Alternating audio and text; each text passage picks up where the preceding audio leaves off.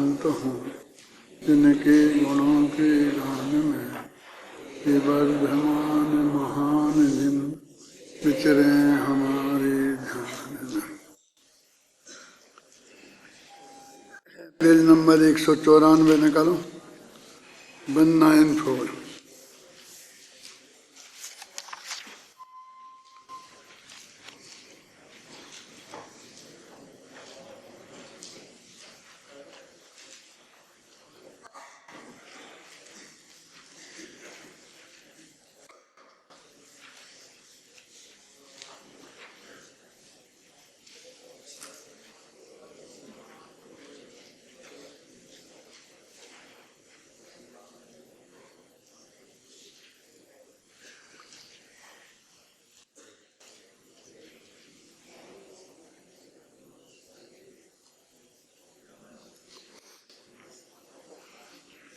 एक पेज पीछे से देख लें, 93 से नीचे के 2 पैरे। ये निष्कर्ष है पिछली गाथा का। इस प्रकार हमने स्वरूपास्तित्व को छोड़ा नहीं है और हम सादृश अस्तित्व में भी शामिल हैं। हम ऐसी महासत्ता के अंश हैं जिसमें स्वरूपास्तित्व को छोड़ना जरूरी नहीं है। मैं अपने स्वरूपास्तित्व में भी शामिल हूँ और सादृश अस्तित्व में भी शामिल हूँ। इस प्रकार सभी जीव द्रव्य सादृश अस्तित्व एवं स्वरूपास्तित्व से युक्त हैं। सभी का अस्तित्व समान है। आप भी अनंत गुण वाले हो और मैं भी अनंत गुण वाला हूँ। उद्गल भी अनंत गुण वाला है। आप भी गुण पर्याय से युक्त हो और मैं भी गुण पर्याय से युक्त हूँ। महासत्ता की अपेक्षा हम तुम सभी एक हैं, एक से हैं। अतः इस अस्तित्व का नाम सादृश्य अस्तित्व है। ये पिछली गाथा में जो उन्होंने बताया, अस्तित्व 2 प्रकार का होता है और स्वरूपास्तित्व का महत्व इसलिए है क्योंकि उसके आश्रय से संबंध दर्शन की प्राप्ति होती है और वह हम स्वयं हैं। सादृश्य अस्तित्व में जो अनंत पदार्थ हैं उनके साथ हमारा एकत्व किसी अपेक्षा से है, पर उनके साथ हमारा दुख सुख कुछ बंधा नहीं है। कोई दूसरा जीव दुखी होगा तो हम भी दुखी होंगे, ऐसा नहीं है। क्योंकि जब जब ये सादृश्य अस्तित्व की अपेक्षा बातें बताई जाती हैं, की जाते हैं, एक तो महासत्ता और बीच में बताई थी ना बहुत हम सब जैन हैं, हम सब हिंदू हैं, हम सब भारतीय हैं, हम सब राजस्थानी हैं। जब जब इनकी चर्चा होती है तब तब हमारे और आपके हित एक से हैं, इस मुद्दे को ही उठाया जाता है। यदि सफाई का मामला है तो जयपुर शहर साफ हो जाएगा तो उसका फायदा अकेला आपको ही नहीं होगा, हमें भी होगा, हमें ही नहीं होगा, आपको भी होगा। इसे बोलते सबके हित की बातें हैं। इसमें हम एक मत हैं, इसलिए हमें एक मत रहना चाहिए।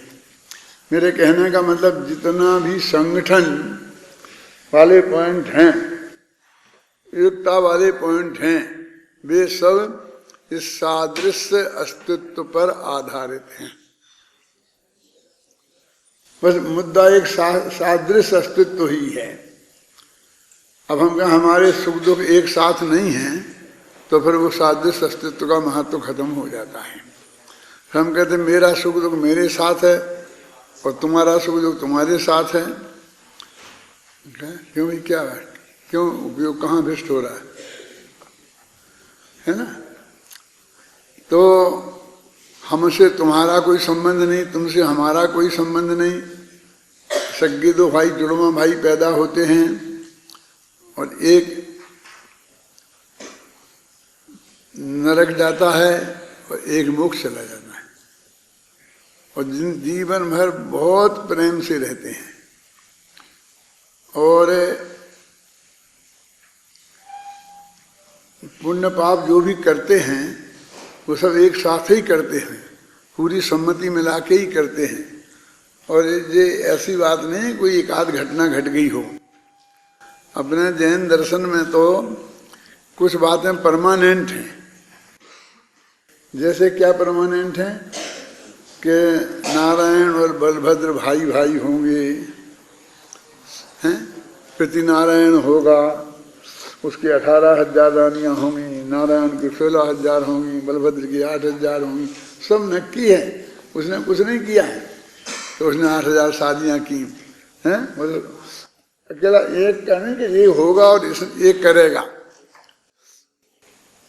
जो होंगे वे सब करेंगे, और कौन होंगे वे भी नक्की, और वे उनके नाम भी नक्की, और ये भी नक्की कि वे पिछले भव में निदान बंद करेंगे। अब बचा क्या? हम कहानी लिखें क्या? हमें लिखने को बचा क्या? तुमने पूरा खाका तो खड़ा ही कर दिया, क्योंकि वो नरक ही जाएगा। हम उसे स्वर्ग भेज नहीं सकते हैं?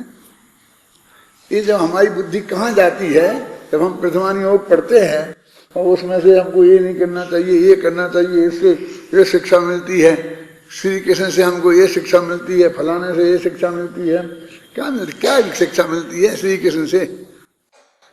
अरे हजारों नारायण हो गए हैं और हजारों होंगे और सब नरक जाएंगे। वे नहीं सुधरेंगे, हम क्या सुधर जाएंगे? और वे पिछले भव में क्या करेंगे? निदान बंद करेंगे, उसी के बल पे होंगे। कितनी पत्नियां होंगी जब ये नक्की है, लिखा है तो कौन कौन होंगी वो भी नक्की। लिखते कैसे यार 16,000 के नाम, और लिख देते तो तुम पढ़ते क्या? 24 तीर्थंकरों के नाम तो हमें याद नहीं होते, 12 चक्रवर्तियों के नाम किसे याद है? बोला खबर नहीं, मुझे भी नहीं है। किसको फुर्सत है? हैं? अपने प्रयोजन भूत कार्य में लगे ना हर एक आदमी।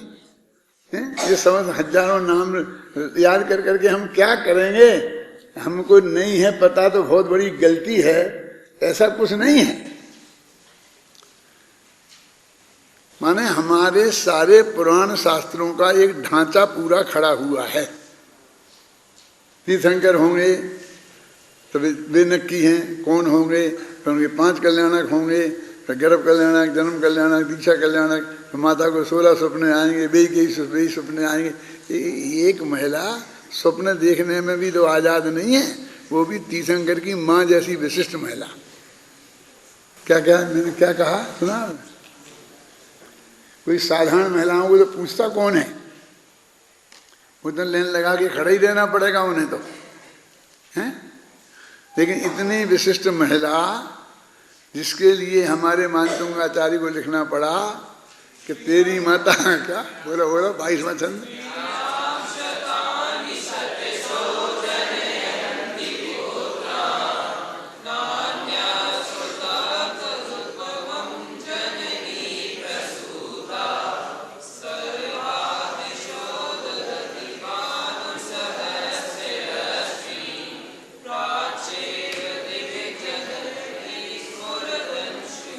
मैं पूछता हूँ मानतुंगाचार्य से, उन्हें मालूम नहीं था कि 24 तीर्थंकर होंगे और वो 24 माताएं होंगी उनकी, और वे भी मरुदेवी से कम नहीं होंगी। मतलब जो माँ का नाम नहीं था, ऋषभदेव की माँ का नाम मरुदेवी था ना, तो वे भी एक से एक बढ़ के ही होंगी ना। बस एक ही है, तुम ही हो। वो तो जिसके गीत गाएंगे उसको तुम ही है, एक ही है, वही स्टाइल से उसकी तरीका, वो सब नक्की है। वो इंद्र नचेगा और वो तांडव नृत्य करेगा और वे लोकांतिक देव आएंगे और वे समझाएंगे। क्या हम करें? क्या करने को छोड़ा क्या है? जैसे बच्चों को वो चित्र बना देते, चित्र की किताब होती है ना, और उसमें ऐसे लाइनें खींच खींच के चित्र बना देते हैं और फिर कहते हैं बस बेटा इन्हें रंग भरो, और रंग होते हैं बस रंग भरते रहे, रंग भर दो, उसने चित्र बनाया। क्या है? यानी वो खाका पूरा हमारे यहाँ जैन दर्शन में सुव्यवस्थित है, उसमें हम कुछ भी नहीं कर सकते हैं। ये तो एक बात नक्की नहीं है कम से कम कि तीर्थंकर के भी इतनी इतनी पत्नियां होती हैं और वे अवश्य होना चाहिए, नहीं तो जो 4-5 बाल ब्रह्मचारी हो गए वे एक भी बाल ब्रह्मचारी नहीं होता।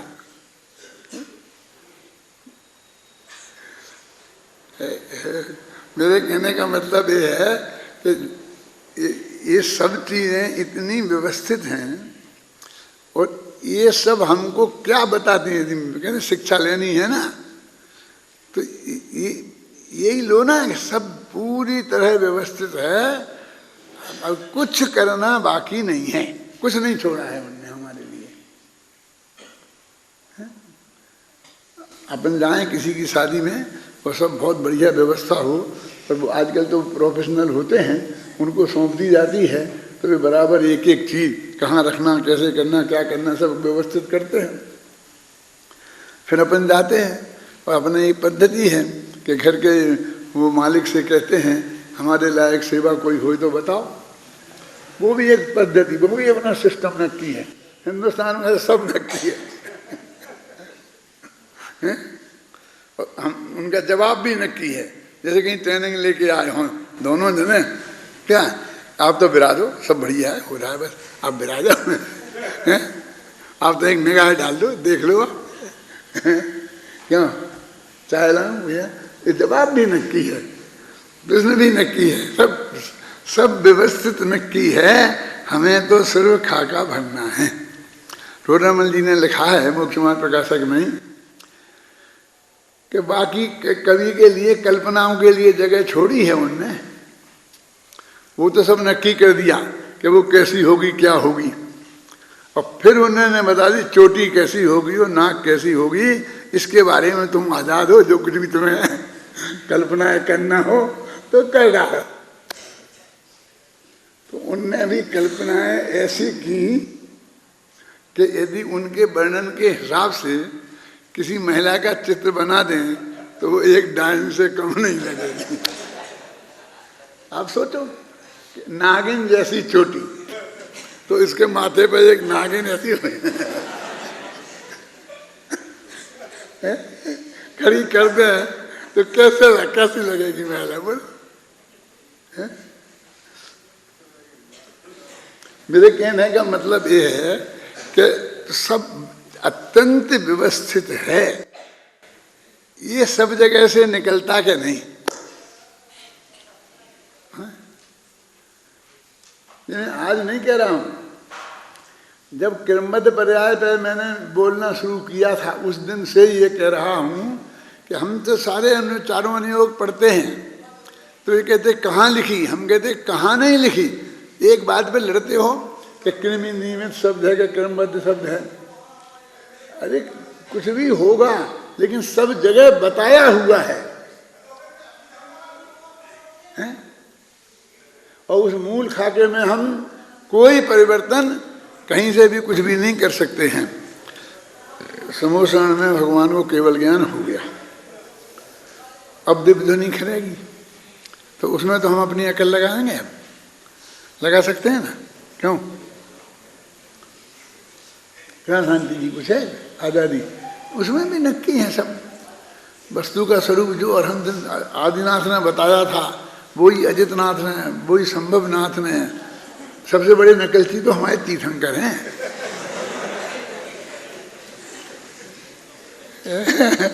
बिल्कुल वही की वही बातें, वही की वही बातें, और फिर भी ओरिजिनल, फिर भी मौलिक, क्योंकि वो पुराना सब खत्म हो जाता है, फिर नया उनसे स्टार्टिंग होता है। तो उनने जो बताया वो सही, लेकिन फंडामेंटल में कोई फर्क नहीं डाल सकते। अब मैं ये पढ़ रहा था, जो आपको इस वजह से ये बात कह रहा हूँ कि सादृश अस्तित्व और स्वरूप अस्तित्व। तो हमको सादृश अस्तित्व में जब हमको कहीं एकता करनी हो पर से, जो कि पर बिल्कुल हमसे बिल्कुल भिन्न है, जो अध्यात्म में दुख द्रव्यों को बीच में वज्र की दीवार खड़ी करता है, वो सारा कथन उसके विरुद्ध दिखाई देगा। लोग कहते हैं मसे नंबर एक ही है भैया, क्या फर्क है? एकता की बात करनी है ना। हिंदू मुसलमान में कोई फर्क नहीं है। वो ईश्वर को जगत का कर्ता मानते, वो खुदा को मानते, क्या फर्क है? ऐसे बोलते हैं क्या फर्क है? कोई फर्क नहीं है। फर्क तो वास्तव में अपन से है ना। कौन? हिंदू और मुसलमान और ईसाई एक हैं और हम अलग हैं। ये क्या बात कर रहे? ऐसा मत मत देना, किसी धर्म सभा में बाहर बोल मत देना, नहीं तो ये तीनों मिलके एक साथ होकर के तुम पर आक्रमण करेंगे तो पता ही नहीं चलेगा कि तुम कहाँ हो, कि तुम हो कि हो ही नहीं है? बोलो। लेकिन फैक्ट ये है ना, मैं एक सच्ची घटना बताता हूं। आज से 49 वर्ष पुरानी है, तारीख बाद बता सकता हूं। उज्जैन में उनने कोई 12 दिन का शिविर लगाया था। तब मैं यहाँ नहीं आया था, इंदौर में था। तो मैं 49 वर्ष पहले इंदौर में था। तो मैं इंदौर से वहाँ गया था। तभी बबलू है ना दादा का, ये करीब 1 साल का होगा, तब की घटना है। तो वहाँ पर प्रवचन हो रहे थे, तो एक पब्लिक मीटिंग रखी, हिंदू मुसलमान सबको बुलाया, वही रखा। तो इस विषय पे बातचीत आई। तो मैंने कहा क्रमबद्ध पर्याय, ये सब की क्या करें, ये सब हिंदू मुसलमान को सुनाओगे? कहाँ सुनाएंगे, आप चिंता मत करो, बस आपने सुन लिया ना मुझे बकता, अब मेरे पे छोड़ दो। सब्जेक्ट भी मुझे वो क्या बोलेंगे, कैसे बोलेंगे, बस। तो फिर मैंने मानो क्या समझाया कि सबकी समस्या ये है, हमने एक दूसरे को कर्ता मान रखा है। हिंदुओं को भी ये बात पसंद नहीं है, ये उनके यहाँ भी अज्ञान है, मुसलमानों के यहाँ भी अज्ञान है। क्योंकि वे ये कहते हैं कि राम की मर्जी के बिना पत्ता नहीं हिलता। तो फिर राम की मर्जी के बिना पत्ता नहीं हिलेगा, तू कौन होता है बीच में? तू चाहता तेरी मर्जी के बिना पत्ता नहीं हिले, तू अपने हाथ में अधिकार चाहता है ना। तो हिंदू धर्म वालों को भी एक समस्या है कि तुम राम की सत्ता को चैलेंज कर रहे, मुसलमान खुदा की सत्ता को चैलेंज कर रहे, ईसाई गॉड की सत्ता को चैलेंज कर रहे, जैनी क्रमबद्ध पर्याय को चैलेंज कर रहे हैं। और सबकी समस्या एक ही है कि एक द्रव्य दूसरे द्रव्य का कर्ता नहीं है। ख्याल में आई ना? और हम तुम्हारे कर्ता नहीं, तो तुमको तो एक दूसरे का हो गया ना, ईश्वर हुआ तो वो दूसरा ही तो होगा। लेकिन उनकी समस्या ये नहीं है, ये तो हम कह रहे हैं अपनी। वो तो कहते हैं भगवान की मर्जी के बिना कुछ नहीं होगा, हम कहते हैं बस नक्की है अनादि से। सिर्फ इतना ही से तो फर्क है। लेकिन तुम कुछ नहीं कर सकते हमारा, और हम तुम्हारा कुछ नहीं कर सकते, कोई किसी का कुछ नहीं कर सकता। ख्याल में है ना? इस मामले में सभी एक मत हैं। और मैंने इस पॉइंट को लेकर के 1 घंटे इतना बढ़िया बोला कि लोग तालियां पटी 10 दफे तो, और एकदम के कौन है वे पंडित जी, कहाँ हैं और कैसे हैं, तो समझ लो कि क्या हो गया। सब आए थे, हिंदू मुसलमान नेताओं को बुलाया था ना सब उनके, तो वे लोग भी सब आए थे, सुनाया सब। हमको ये डर लगता है कि हम मुमुक्षुओं में भी क्रमबद्ध पर्याय बोलने में डरते हैं, गैर मुमुक्षुओं की बात छोड़ो। लेकिन मैं तो कहता हूँ इतना बढ़िया सब्जेक्ट है, तुम कहीं भी बोलो, कैसे। और ऐसा नहीं कि झगड़ा हो जाएगा, वो समझेगा हमारे विरुद्ध बोल रहे, विरुद्ध है कहाँ।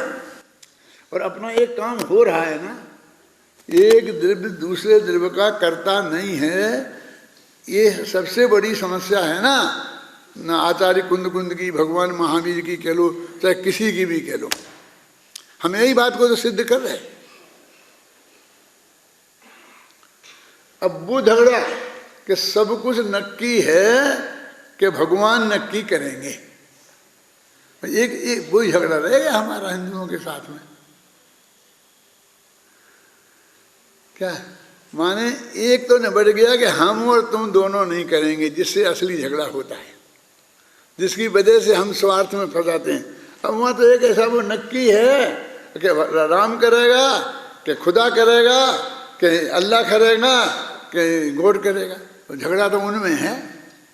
लेकिन करेगा कोई एक महाशक्ति होगी, वो ही करेगी, वो ही तो है ना, उसको थोड़ा गौण कर दो। क्यों, कैसे गौण कर दे? ऐसे कर दो कि तुम कह रहे ना राम की मर्जी के बिना पत्ता नहीं हिलता है, तो ठीक है, तुम काहे को घबरा रहे? राम की मर्जी के बिना तो पत्ता हिलेगा ही नहीं। अकेला तुम्हारा नहीं हिलता कि हमारा भी नहीं हिलता। हम जैन हैं, हिंदू नहीं हैं, और हम राम को नहीं मानते। राम को तो मानते हैं लेकिन करता नहीं मानते कि वो हमारे पत्ते वो हिलाए। ये अधिकार हम देने को तैयार नहीं है राम को। तो भी मैं आपसे पूछता हूं कि हमारे पत्ते राम की मर्जी के बिना हिल जाएंगे कि नहीं? बताओ। किससे पूछ रहे? राम भगत से। अभी तुमसे पूछते हैं, घबराना नहीं। हम मुसलमान से पूछते हैं कि हमारे पत्ते, हम खुदा को नहीं मानते हैं, हमारे पत्ते खुदा की मर्जी से हिलेंगे कि बिना की खुदा की मर्जी के हिल जाएंगे? नहीं साहब, आप चाहे मानो चाहे नहीं मानो, आपका होगा तो वही जो खुद मंजूर है खुदा होगा। है? अच्छा, तो अब इन जैनियों से पूछो कि साहब हम तो तुम्हारी क्रमबद्ध पर्याय को नहीं मानते ना, तो हम तो नहीं बंधे क्रमबद्ध पर्याय से। तुम मानने से भले ही बंधे ना हो, लेकिन क्रमबद्ध पर्याय तो तुम्हारी भी नक्की है। भगवान महावीर ने तो तुम्हारी भी जान ली थी, आदिनाथ ने भी तुम्हारी जान ली थी, समझ गए ना?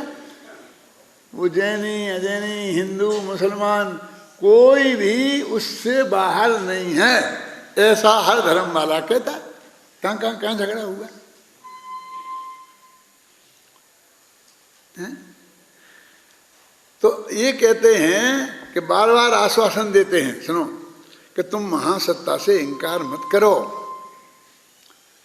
कि नहीं साहब, हमारा तो सब कुछ चला जाता है, महासत्ता हम उनकी मान लें, हमारे हम नहीं मानेंगे, हम नहीं मानेंगे।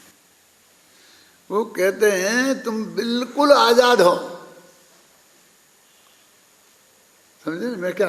वो महासत्ता को स्वीकार कर लो, तुम्हारा स्वरूपास्तित्व में पूरे तुम हो मालिक। तो उसमें तो हमारी मर्जी के बिना पत्ता नहीं हिलेगा ना।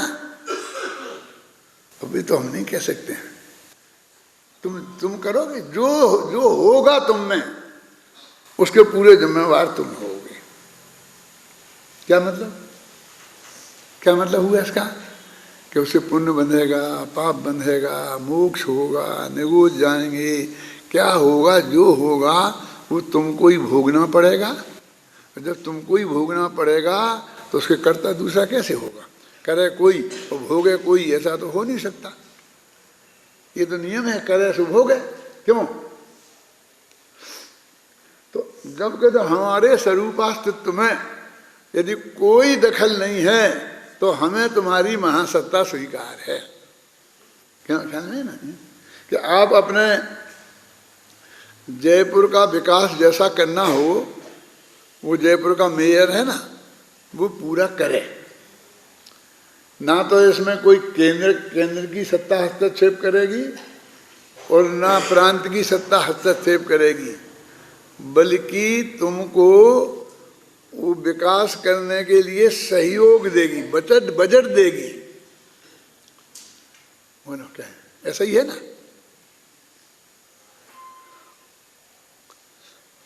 तब तुम पूरे आजाद हो। तुम्हें कोई आजादी में फर्क है कि नहीं? हमें नहीं चाहिए गुलामी, हमको नहीं मुख्यमंत्री की गुलामी चाहिए, हमको प्रधानमंत्री की गुलामी नहीं चाहिए। कि कहाँ है?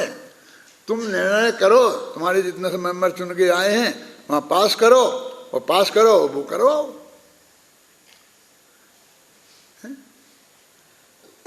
ऐसी आजादी तो हमारे सारे देश को मिली है ना, केंद्र के लेवल पे, प्रांत के लेवल पे, फिर गांव के लेवल पे, मोहल्ले के लेवल पे, फिर घर के लेवल पे। आपके घर में कौन हस्तक्षेप करता है? आप अपने घर को बहुत बढ़िया नीट एंड क्लीन चमका के रखो, वो चाहे जैसा गंदा चाहे जैसा रखो। कौन तुम्हें कौन कहता है कि तुमने ऐसा क्यों किया? पूरे आजाद हो ना अपने घर में, तो भले ही वो 8x8 का ये कमरा ही हो, हैं, लेकिन वहां तो उतने तो आजाद हो। ऐसी आजादी हो गई। अब हमने क्या कही कि हम आपको उल्टा सहयोग करेंगे, पर यहां चूक गए हम। क्या क्या क्या चूक गए? क्या हम सहयोग करेंगे कि क्या करोड़ों का बजट देंगे? अरे फिर तो क्या कहना, मर गए बेटा उसी दिन। अब उस दिन जब बजट लेने जाओगे तब वे अपनी शर्तें रखते जाएंगे, इसको ऐसा करना पड़ेगा, इसमें खर्च करना पड़ेगा, इसमें नहीं कर सकते, इसमें करना पड़ेगा।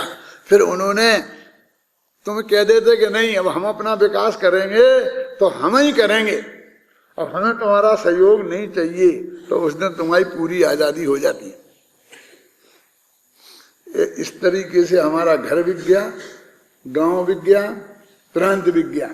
क्यों वो बस हरेक को कितना वो बना, बिहार को कितना पैकेज दे दिया, फलाने को कितना पैकेज दे दिया, हैं, तो सबको वहां चक्कर काटना पड़ता है।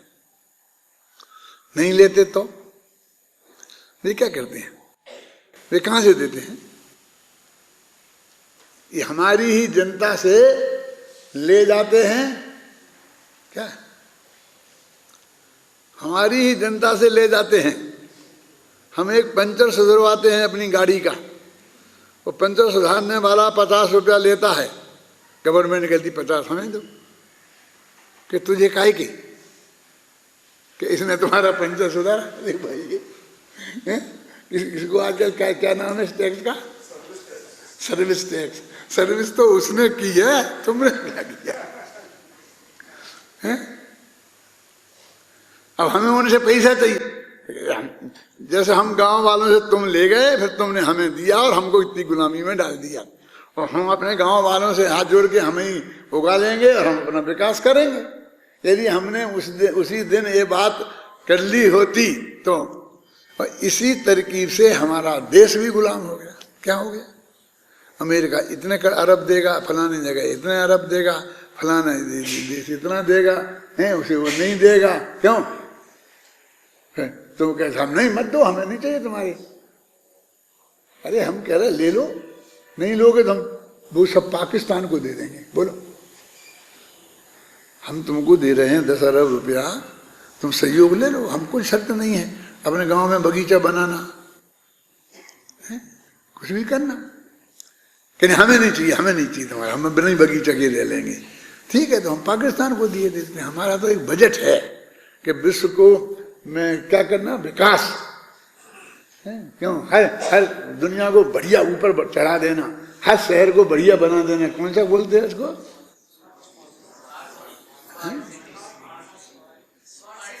हाँ, जो भी होगा, बेकार पूछता हूं मैं, समझे ना? तो स्मार्ट सिटी है, ऐसे बोल रहे थे ना, तो वो हम नहीं बनना, हम बने स्मार्ट के अच्छे। क्यों? इसको लिए पैसा देंगे, फिर बस हमको गुलाम बनाएंगे। तो ये तुमके स्वरूपास्तित्व में, महाअस्तित्व के साथ में ऐसा नहीं है, ये मैं कह रहा हूं। तुमको बिल्कुल भी कोई पाबंदी नहीं है। बोलो अब महासत्ता का सदस्य बनना के नहीं, तुम बनना नहीं बनना तुम्हारे हाथ में नहीं है, वो तो तुम बने ही बनाए हो। हम तो तुम्हें सिर्फ बता रहे हैं कि वस्तु स्थिति ये है, इसलिए अपने चित्त में भी उसका विरोध आना जरूरत नहीं है। क्या है कि तुम बिल्कुल पूरे आजाद रहोगे, तो फिर हम वो महासत्ता को माने ही क्यों? क्यों? बोला क्या जवाब देवे? कुन्नाचारी से पूछो कि माने ही क्यों? कोई हस्तक्षेप नहीं, कोई पराधीनता नहीं, कुछ भी नहीं। अरे भाई वो है ना, उसका अस्तित्व है ना जगत में, उसे नहीं मानोगे तो तुम्हारा ज्ञान झूठा हो जाएगा ना। काय के लिए मानो? क्योंकि वो है, वस्तु की स्थिति ऐसी है, ख्याल में है ना? तो इसलिए तो हमको पराधीनता के बिना भाई जिसका अस्तित्व है उसका अस्तित्व स्वीकार करना चाहिए कि नहीं? वो हमारा कोई हानि लाभ नहीं करता, कोई लेना देना नहीं है, लेकिन है ना। तो एक वो महासत्ता है, अभी दूसरी अवान्तर सत्ता है। तो पिछली गाथा में महासत्ता की बात करी, अब अगली गाथा में अवान्तर सत्ता की बात करने वाले हैं। देखो, इस प्रकार सभी जीव द्रव्य अस्तित्व, सभी जीव द्रव्य सादृश्य अस्तित्व एवं स्वरूपास्तित्व से युक्त हैं। सभी का अस्तित्व समान है। आप भी अनंत गुण वाले हो और मैं भी अनंत गुण वाला हूँ, पुद्गल भी अनंत गुण वाला है। आप भी गुण पर्याय से युक्त हो और मैं भी गुण पर्याय से युक्त हूँ। महासत्ता की अपेक्षा हम तुम सभी एक हैं, एक से हैं। अतः इस अस्तित्व का नाम सादृश्य अस्तित्व है। माने सादृश्य माने समानता बोलते होते ना, सादृश्य साधु एक सा होना। एक होने में भी जगत में एक है ऐसा व्यवहार किया कि नहीं, एक होने से होने में भी जगत में एक है ऐसा व्यवहार किया जाता है। क्या है? हाँ, एक से होने पर। हाँ, ये कह रहा हूँ, क्या गड़बड़ हो गया। माने जब एक से होते हैं तो उन्हें भी लोक में एक ऐसा कहा जाता है, ये समझ लेना। उसका अर्थ एक से ही होगा। ये समझाने के लिए मैंने वो किसका बताया था, आकाशवाणी का। एक वहाँ पर थे मुरली मंजुल, जिसका अधिकारी था, उसने मेरी से कहा, हम सभी एक जैन एक हैं, हम में भी जैनत्व की श्रद्धा है और आप में भी जैनत्व की श्रद्धा है। सब कैसी बात करते हो, दिगम सीतम एक कैसे हो सकते हैं, हम नहीं हैं, हम नहीं। अरे भाई, वे भी अपने को जैन कहते हैं, तुम भी अपने को जैन कहते हो, उन्हें भी जैन धर्म सच्चा है, पक्का भरोसा है, तुम्हें भी जैन धर्म सच्चा है, पक्का भरोसा है, इसमें क्या दिक्कत है?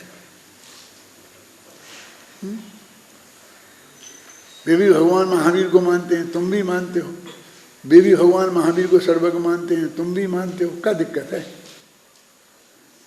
कि नहीं नहीं नहीं, वो कपड़ा पहने मानते, तो कपड़े की बात छोड़ दो, हम तो सादृश्यता की बात कर रहे हैं ना।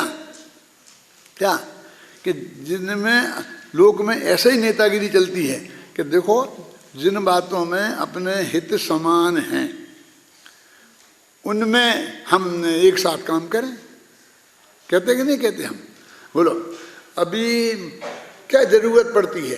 अभी संलेखना का मामला आया, सब बिना प्रयत्न के एकदम एक साथ हो गए कि नहीं? किसी को कुछ करना पड़ा, किसी ने दूसरे से जाके कहा कि तुम आना जुलूस में, कि तुम भी कुछ करो, सारा जैन बच्चा बच्चा एक हो गया ना। क्यों? क्योंकि हम सबके हित एक से थे। ये कैसे बर्दाश्त हो सकता था? सवाल ये नहीं है कि हमारी संलेखना में क्या कितनी कमियां हैं, कितने दोष हैं, उन दोषों को हम ठीक करेंगे और उन ठीक करने के लिए हम लड़ेंगे, मरेंगे, अपने लोगों से सब कुछ करेंगे, लेकिन तुम्हारा हस्तक्षेप स्वीकार नहीं करेंगे। क्या ये हम कैसे मान सकते हैं कि हम कब क्या खाएं और क्या नहीं खाएं, ये भी पुलिस वाले देख के नक्की करेंगे? तो लाओ तुम माल, हम तो खिलाएंगे, लाएंगे नहीं, खाएं हम अपने है? क्या है? और नक्की ये करेंगे कि खाएं कि नहीं खाएं। कितना बड़ा हस्तक्षेप है, बोलो। मैंने तो कहा, कई सभाओं में कहा, देश विदेश में सब जगह, कि मुझे एक बात बताओ कि लाखों लोग भूखों मर रहे, गरीब लोग, किसान मर रहे, तो ये गवर्नमेंट फिक्र नहीं करती है? उनके पास कोई जाता नहीं है कि उन्होंने क्या दिन से नहीं खाया? और 1 करोड़पति 2 दिन भूखा रह गया तो इन्हें इतनी फिक्र हो गई। तो ये करोड़पतियों की सरकार है कि गरीबों की?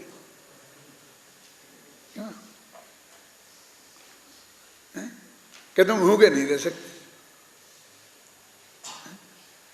क्यों क्यों हो गई फिक्र इसको? इसलिए हो गई कि हम करोड़पति के घर जाएंगे, उससे कहेंगे तुम भूखे नहीं रह सकते हो, कि खा सकते हो, या नहीं खा सकते हो, तो कुछ खाने को हमें भी मिलेगा। उन गरीबों के पास जाएंगे तो हमें क्या मिलेगा?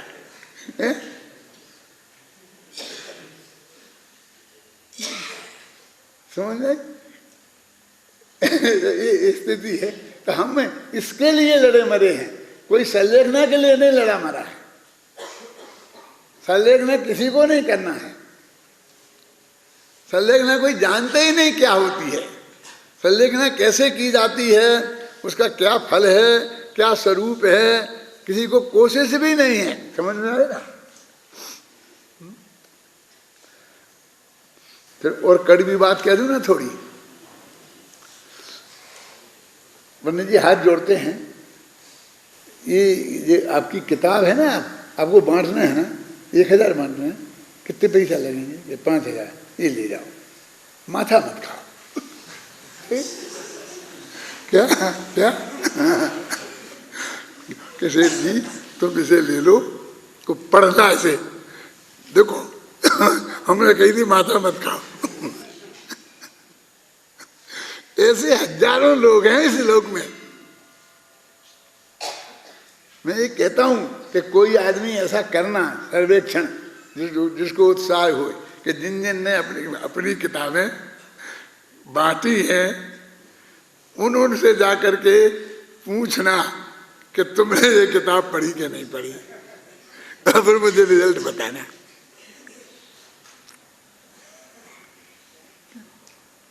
क्यों शोभानी जी, सही है ना? क्यों? हम जानते हैं नहीं पढ़ी होगी। क्यों? वो ऐसी अम्मा जी का नाम लिखा है जो 90 वर्ष की हो गई है और वो ऐसी हो रही है, चल नहीं पाती, खड़ी नहीं हो पाती, नहीं पढ़ी लिखी है, वो बांट रही है। वो कहाँ से पढ़ा होगा उसने? है? कि हमारे विद्यार्थी ने समझा दिया होगा कि अच्छी किताबें अम्मा जी बंटवा दो, तो बंटवा रहा है।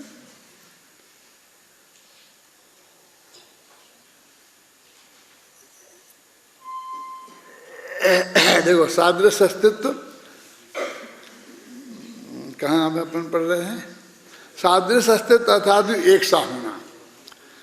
एक से होने में भी जगत में एक है ऐसा व्यवहार किया जाता है। हम सभी एक जैन एक हैं, हम में भी जैनत्व की श्रद्धा है और आप में भी जैनत्व की श्रद्धा है। इस प्रकार हम कहना तो यही चाहते हैं कि हम सब एक से हैं, परंतु सादृश्य अस्तित्व की लोक में ऐसी भाषा है कि उसे एक हैं ऐसा ही कहा जाता है, क्योंकि यदि एक सा ऐसा लगते हैं कहते हैं तो उसमें भेद नजर आता है, परंतु हमें एक कहने में एकता नजर आती है। क्योंकि हम एक से कहेंगे तो उसमें कुछ ना कुछ गड़बड़ है ऐसा लगता है।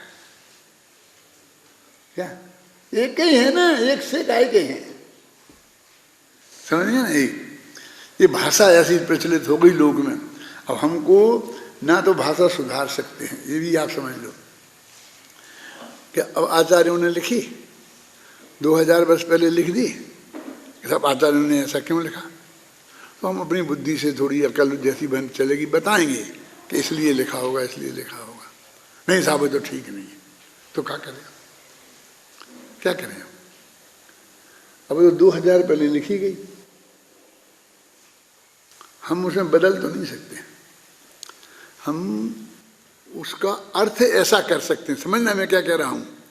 हम टीका कर सकते, टीका माने टीका टिप्पणी में नहीं, माने उसका अर्थ ये है, यहाँ पर हम ये आपको बता सकते हैं, ये हम लिख भी सकते हैं। लेकिन वहाँ यदि एक है लिखा है तो हमको एक है ही लिखना पड़ेगा।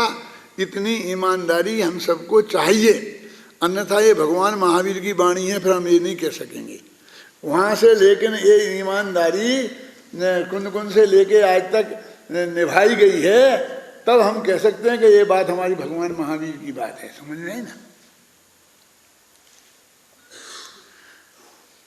अब बताते हैं ना, रोजाना गुरुदेव के प्रवचन में आता कि ये अर्थ नहीं है, यहाँ इस अर्थ में ये बात कही है, वहाँ इस अर्थ में ये बात कही है, वहाँ इस अर्थ में जो हम ऐसा आपको अंतर अंतर बताते हैं ना कि देखो इसमें ये फर्क है, ये फर्क है।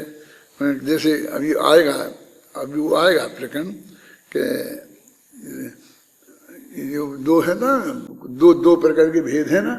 एक वो बोलते हैं जिसमें वो लगता है ना, भिन्नता, पृथकता और अन्यता, है ना।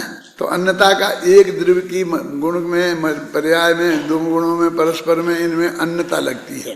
वो दो द्रव्यों के बीच में पृथकता लगती है। ये सब परिभाषा पढ़ी, इसमें लिखी है, कुंद कुंद ने लिखी, अमृतचंद्र ने लिखी, और हमने भी तुम्हें बताई। और हम सब के सब फिर अन्यता की जगह एक भिन्नता, भिन्नता की जगह अन्यता ठोकते हैं, लिखते हैं। कुंद कुंद भी, कुंद कुंद में भी मिल जाएगा ऐसे प्रयोग। क्या करें बोलो, समझ नहीं परमात्मा क्या कह रहे। हमारा तो हम सुधार देंगे, लेकिन कुंद कुंद का क्या करेंगे 2000 वर्ष पहले। यदि हमने ये अधिकार दिया किसी को कि लिया सुधारने का, तो सारी जनवाणी अप्रमाणिक हो जाएगी। इसलिए हमको अपनी जिम्मेवारी से ही ये समझना पड़ेगा। लिखा होगा एक से एक और मानना पड़ेगा एक से। एक से का तो ऐसा अर्थ नहीं होता, होता है कि नहीं होता हम कुछ नहीं जानते, पर तो अब यहाँ तो ये है बस। यदि ये समझना हो तो समझो, नहीं तो नहीं समझना हो तो नहीं समझो। कोई तर्क नहीं, कोई युक्ति नहीं, ख्याल में है ना। वो स्वरूप यहाँ पर हमें अपने ध्यान में रखना पड़ेगा। जनवाणी पढ़ना है तो। मेरे को दिक्कत आई जब मैं 12 भावना लिख रहा था, तो संबर भावना में मैंने सुना कि संबर भावना का पे कल टीवी पर एक शिव मुनि हैं श्वेतांबरों में, बहुत बड़े हैं, माने जाते हैं, अच्छे वक्ता हैं।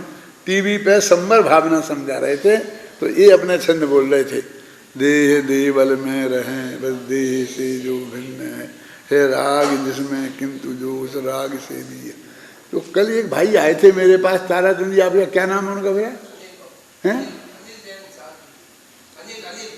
अनिल जैन कोई करके कोई भाई आए थे, तो उनने टीवी पे सुना था। तो वो अपने मुमुक्षु थे और वो थोड़े अभ्यासी थे, तो वो मुझे बता रहे थे कि साहब बिल्कुल सही अर्थ कर रहे थे। मैंने जैसा आपने किया है पूरी, और उनको एक ही दिन नहीं, ये तो संबर भावना अपन ने आज सुन ली, ये तो पूरे 12 भावनाओं पे ही प्रवचन चल रहे हैं टीवी पे उनके, और हमने नहीं चलाए और उनके चल रहे। 12 भावना, पहली भावना से लेके अपनी ही 12 भावना पे हैं। क्यों जी, अन्ना जी की उसमें तो नहीं आ गए थे?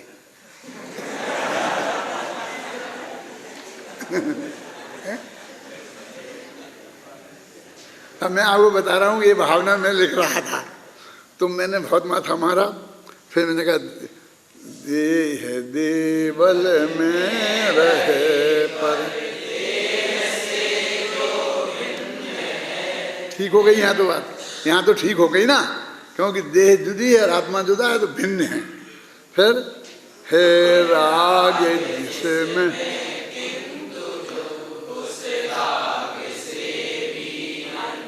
देखो लिखा ना, राग से अन्न बताया और भेद से भिन्न बताया, मतलब भेद से भी आएगा, घबराना नहीं। पर से बताया भिन्न और राग से बताया अन्य, और ऐसा नियम है। अब आगे चली गाड़ी, गुण भेद, अब ये क्या भिन्न क्यों आगे? अब गुण भेद तो पर्याय है, तो उसमें तो अन्न होना चाहिए। समझ आ रहा है आपकी कि नहीं आ रहा? कि जो अब इसमें हमने पढ़ा रहे हैं आपको, और हम ही लिख रहे हैं, गुण भेद से भी भिन्न है, पर्याय से भी पार है। तो अन्य लिखने में क्या तकलीफ थी? तो 6 दफे लिखा अन्य, फिर 6 दफे काट के भिन्न किया, फिर भिन्न से अन्य किया, अन्य से भिन्न किया, मन भरे ही नहीं, क्या लिखे? क्यों कि अभी हम तो अन्य ही लिखेंगे, क्योंकि अन्य ही है। गुण क्या? गुण भेद से भी अन्य है। कोई दिक्कत तो है नहीं, कोई दिक्कत तो नहीं है ना। फिर आगे जाते हैं तो फिर तकलीफ खड़ी होती है। मैंने कहा भैया ये निभेगी नहीं। तो यहाँ पर जो अलंकार होता है, क्यों अनुप्रासा अलंकार, तो उसे क्यों हम तोड़े? क्यों? गुण भेद से जो भिन्न है, एक कहने में जो अनुप्रास हो गया ना, भेद और भिन्न, अन्य में नहीं होता वो। भेद से भिन्न बोलने में अनुप्रास मतलब एकदम अच्छा लगता है, सरलता से भेद से भिन्न पे चले जाते हैं। और अन्य कहने में थोड़ी जबान को तकलीफ होती है उच्चारण में, समझ गए ना आपकी में। तो फिर अगली जाए तो अपन तो भिन्न ही रखो, क्योंकि आगे निभेगी नहीं है, तो भिन्न रख दिया। बोलो क्या करें। अब हमें पढ़ा प्रवचन सार में कि उनमें अन्न होता, उनमें भिन्न होता, तुम पूछते ही नहीं हो। फिर हम ही प्रश्न करते हैं क्या उसमें ऐसा लिखा, तुमने ऐसा क्यों लिखा, फिर हम ही जवाब देते हैं। क्यों, समझ में आया ना कि मैं ये कह रहा हूं कि कुंद कुंद से लेकर सभी ने इसका कड़काई से पालन नहीं किया, तो क्या करें। हमारे घर घर में ये हालत है। घर घर में क्या हालत है कि साहब ये पिताजी को दादाजी कहते हैं, ये पिताजी को काका जी कहते हैं, ये पिताजी को भाई साहब कहते हैं। अरे ये जानते नहीं हैं कि हमारे पिताजी हैं। पिताजी कहने में शर्म आती है, नहीं शर्म वरम तो नहीं आती है, लेकिन जन्म से ही भाई साहब कहते आए, जन्म से ही दादाजी कहते आए हैं। कोई बाप को बाप कहता ही नहीं है। अब करवा लो आप ठीक, सारे हिंदुस्तान को ठीक करवा दो कि तुमको ही ठीक होना पड़ेगा। क्या कि हम भाई साहब कहेंगे तो तुम समझना पिताजी की बात कर रहे हैं, हम दादाजी कहेंगे तो तुम समझना पिताजी की बात कर रहे हैं, समझे ना। हम कुछ भी कहेंगे, काका जी कहेंगे तो तुम पिताजी की बात समझना, है कि नहीं है। तो हम बिल्कुल कोई बराबर हर जगह समझते हैं कि नहीं समझते हैं। और एक एक घर का फर्क, मतलब दो चार का हो तो हम याद कर लें, क्यों कि ये पिताजी को भाई साहब कहते हैं, ये पिताजी को भाई साहब कहते हैं। लेकिन ये तो जितने घर उतनी अलग परंपरा, दो घर में एक से नहीं मिलते। हम अपने पिताजी को पिताजी कक्का कहते थे, काका कहते थे। क्यों, क्योंकि हमारे पिताजी के जो बड़े भाई थे, चचेरे भाई, तो उनके बच्चे हमसे बहुत बड़े थे और वो हमारे पिताजी को सब काका जी कहते थे। तो उनकी सुन सुन के हम काका जी कहने लग गए और उनके बाप को दद्दा कहने लग गए। अब किसने किया, क्या किया बोलो, लेकिन सब समझते थे। हम कक्का कहेंगे तो ये पिताजी समझना है। तो फिर यदि पिताजी को कक्का कहा जाता है तो फिर हमने कही, तो हमारे बच्चों ने तो हमसे कक्का कही नहीं कभी। क्यों, इनसे पूछो कि दादा क्यों कह रहे, हम इनके दादा हैं। क्योंकि हमारा एक छोटा भाई था ना, जो तुम लोगों ने देखा है, बेचारा स्वर्गवास हो गया, वो हमको दादा कहता था, बड़े भाई के नाते। बड़े भाई को दादा कहते हैं, जो पिताजी के पिताजी दादा वाला दादा नहीं। तो वो दादा कहता था, तो उसे सुन सुन के ये लोग दादा कहने लगे। ये लोग ने दादा कहना शुरू किया तो सब विद्यार्थी दादा कहने लग गए, विद्यार्थियों ने शुरू किया तो सब मुमुक्षु कहने लग गए। अब तो देखो तो देश में विदेश में, और ये प्लेन में बैठे हों, ट्रेन में बैठे हों, सब कहने लग गए। इन्हें कैसे पता चला, ये कैसे कहते हैं, बोलो बता सकते हो तुम। मेरी एक समस्या है, कैसे उनके दादा हम कैसे हो गए। तो वो क्या होता है कि तुम लोग हमको बैठाने जाते हो ना, जो भी, तो जाते जाते कहते हैं दादा अच्छी तरह जाना। वो इतना सुन लेते हैं तो पूरा डब्बा दादा कहने लगता है। बोलो क्या करें। टीटीआई भी दादा कहता है। मेरे कहने का अर्थ ये है कि ये जगत ऐसे ही चलता है। आपको अपने दिमाग में करेक्शन करना पड़ेगा, दुनिया में कोई करेक्शन नहीं हो सकता, समझ गए ना। क्या मतलब, हम एक कहेंगे, हम सब एक हैं और तुम हम सब एक से हैं, ये समझना, समझ गए ना। ये सादृश्य अस्तित्व की बात चल रही है। चलो,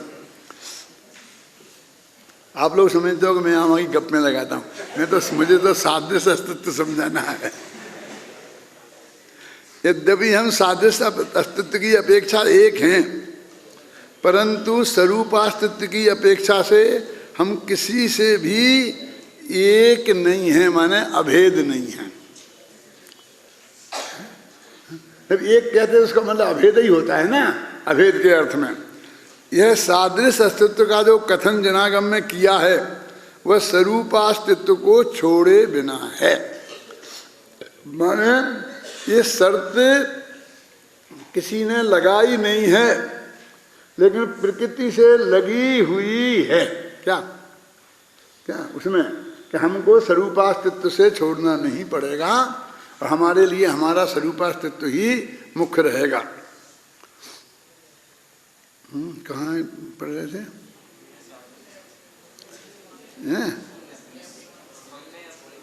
हमने अपनी मान्यता में उस स्वरूपास्तित्व को छोड़कर पर के साथ एकत्व स्थापित कर लिया है।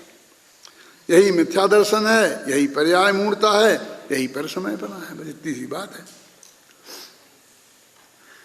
अब देखो पर्याय, देखो पर्याय में पर्याय पज्जय मूढ़ा ही पर समय की बात चल रही ना, तो पर्याय में कहो ना तुम सबके है तो सबके साथ, पर के साथ भी है ना,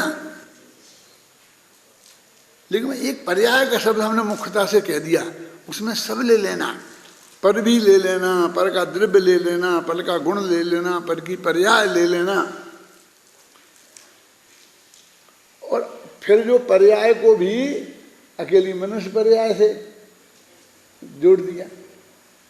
मनुष्य पर्याय से माने शरीर से, बस। तो ऐसा लिखते हैं आचार्य खुद कि भले ही सारी पर्यायों पर कितने पर अन्य पदार्थों से हमारा एकत्व है, लेकिन जब जब उपदेश दिया जाता है तो ये मनुष्य आदि पर्याय से ही एकत्व छुड़ाने का उपदेश दिया जाता है। ये भावना में, एकत्व भावना में, अन्यत्व भावना में, ये शरीर में नहीं, फलाना नहीं, इसकी क्या जरूरत है? एकत्व में एकत्व बताओ ना। आप अकेला अवतरे मरे अकेला होए, इसकी क्या जरूरत है? हम अकेले मरते गए अकेले पैदा होते हैं, ये एकत्व भावना से इसका क्या लेना देना है? लेकिन ये इतना चल गया कि असली एकत्व गायब ही हो गया।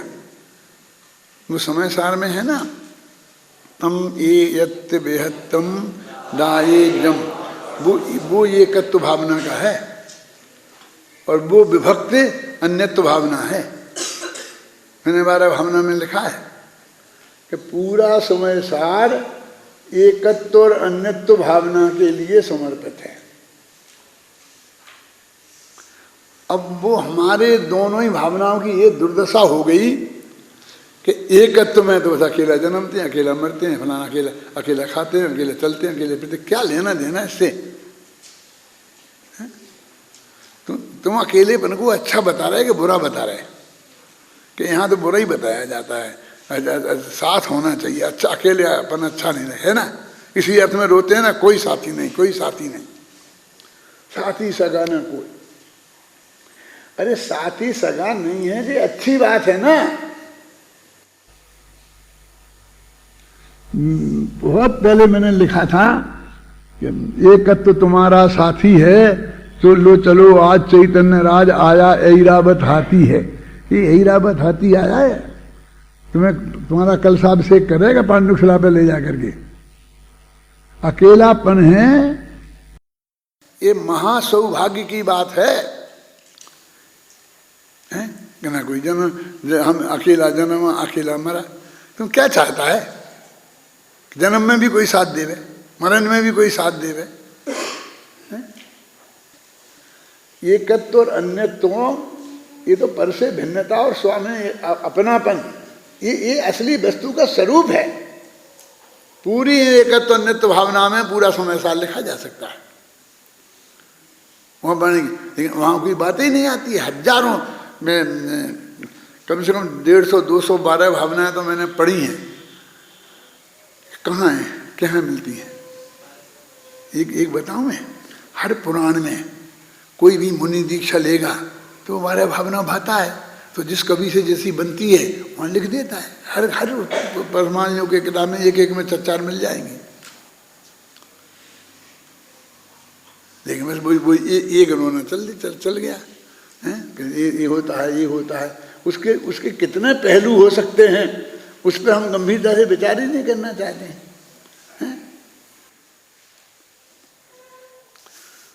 विगत गाथा में नहीं, अब ये सादृश अस्तित्व अर्थात महासत्ता की अपेक्षा हम सब एक हैं, इस प्रकार पर पदार्थों से हमारा है का संबंध है, अस्तित्व का संबंध है, परंतु इसमें प्रत्येक का अस्तित्व पृथक पृथक है, यही स्वरूपास्तित्व है।